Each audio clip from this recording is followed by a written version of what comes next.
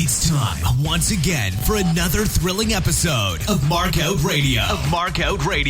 For the next hour, sit back, pull the stick out of your ass, and enjoy. Be warned though, smarks and internet know-it-alls will be offended, annoyed, and generally pissed off at what's about to happen to your ear holes. You've been warned. Now, Markout Radio.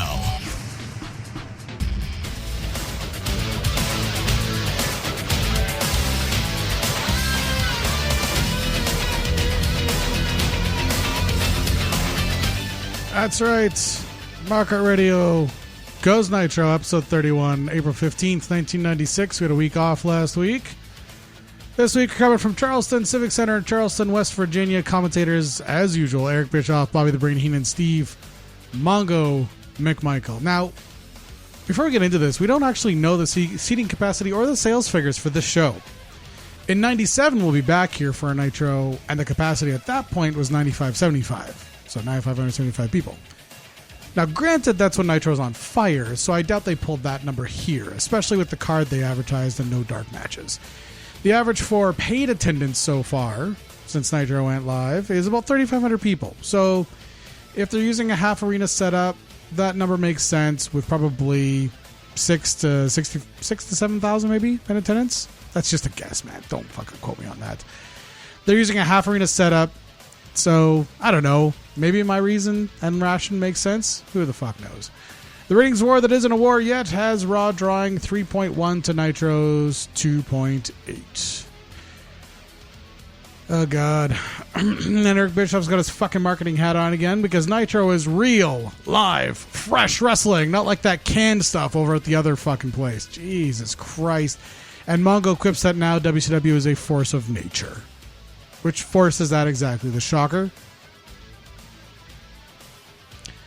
Hogan with the Booty Babe defeats Arn Anderson and Kevin Sullivan with Miss Elizabeth and Woman in a 2-on-1 handicap match in 4 minutes, 12 seconds. 0.0.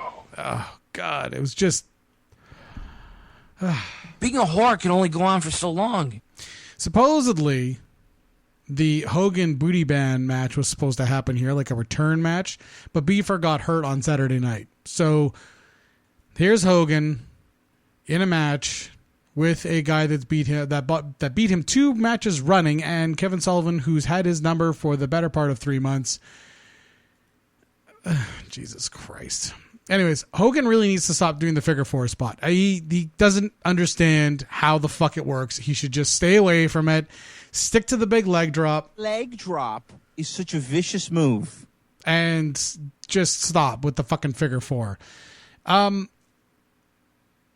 He couldn't get it on Sullivan, so Anderson attacked him. And then he couldn't get it on Anderson, so Sullivan attacked him, just trying to cover up the horrible fucking bullshit that was. I mean, this legit had Hogan's name all over the booking for this thing. Anyways, the Booty Baby didn't actually come out with Hogan.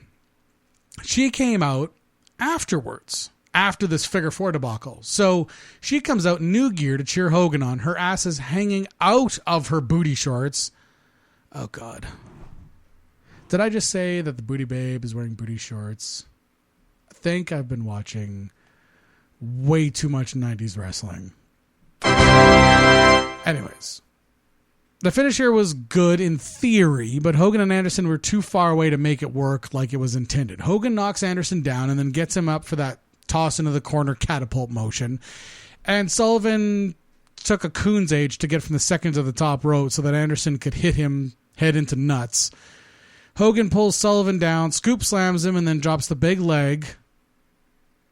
Leg drop is such a vicious move. I didn't think I'd use that twice in the same show, but here we are. Hogan gets the women into the ring, and it looks like the ultimate face in the company is going to give the girls a double noggin knocker.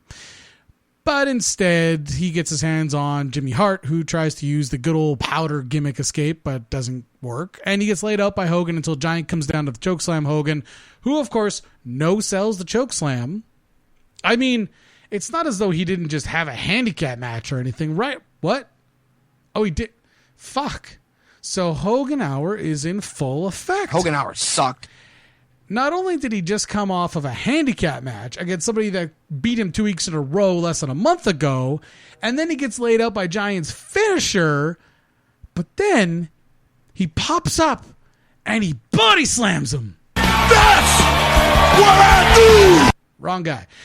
Gene sneaks into the ring and almost gets body slammed himself, trying to get Hogan's attention. What a cluster fuck this match is. I mean, I don't know if everyone was drunk or if it's just Hogan's shitty booking, but I mean, and then of course, Mean Gene's got a garbage microphone that barely was able to capture him. I don't know if the production truck just didn't have that microphone turned up or if they gave him a shitty microphone as a goof. Whatever. Commercial break. Back from commercials, the commentators recap the Hogan, Savage, Booty Man, Sullivan, Flair, Anderson, Woman, Elizabeth, whatever the fuck program this is supposed to be. And of course, they did nothing to clarify things. And they kept claiming that Liz has been giving out Randy's money, except that she's only done it once, and they were all singles, so relax. Next up, the Nasty Boys defeat the Public Enemy in a Falls Count Anywhere street fight tag team match. The match was 9 minutes, 17 seconds long. I gave it 2.5 out of 5. Rocco keeps looking to the back as the Nasty Boys come out and lay them out during their entrance. And that's supposed to be revenge for what happened in last week's tag match, I suppose. I mean, one thing I will say about this match is that they did use the 2-camera feed and graphics to good effect here, trying to keep all the action on the air, which was, I mean, commendable. But the problem was that it's a lot of hardcore stuff. And even though I'm watching this on the network, which is technically in HD, it was still really difficult to keep up with what was going on. Basically, you heard a trash can lid smash into somebody's head every 30 seconds or so. Post-match, the scrap continues with Sags, Grunge, and Rock going through a table at ringside, and it became the Twix Sweet Revenge replay of the night. Yeah, I'm not kidding. Twix Sweet Revenge replay of the night. The graphic, by the way, the writing for Sweet Revenge was in almost the same color as the background. So unless you actually were watching this on the network in HD, like if you were watching this live on TNT, I would be shocked if you could read that. Anyways, after this, we get a commercial break, followed by Randy Savage defeating Earl Robert Eaton with Jeeves at his side in 3 minutes, 57 seconds, 2 out of 5. I mean, after both entrances, we go to another fucking commercial break. When we get back, Bischoff puts over Savage's appearance in Dial M for Monkey, which is Macho Man's animation TV debut, which Liz wants to get her hands on the money from that job. I'm not quite sure how that all works. But the way that Eric was talking about this, I thought that it was a new series on Cartoon Network. Like you Dial M for Monkey. So it's this new cartoon series with Savage as the fucking star. No, it was just an episode of Dexter's Lab where Savage played a character called the Razzler. Yeah. That's what happened. Jesus Christ. I know that he's a marketing douchebag, but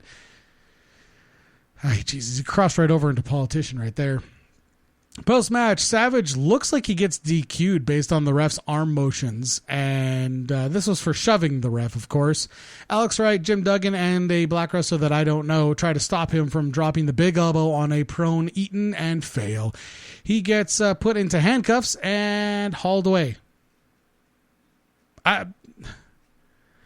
Bischoff put it over as they were doing it for his own good, and no cop actually put cuffs on him, even though all three of the commentators said that there were cops there.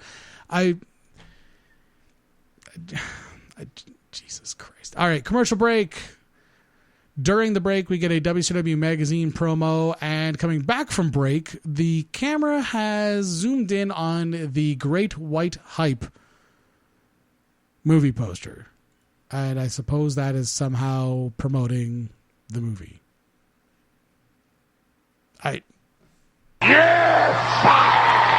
Luger and Sting defeat Ric Flair and the Giant with Jimmy Hart by disqualification to retain the WCW World Tag Team Championship in 10 minutes, 34 seconds. I gave that one 3 out of 5. Flair, again this week, making eyes at Deborah McMichael at ringside. Of course, this is where the coffee came from later.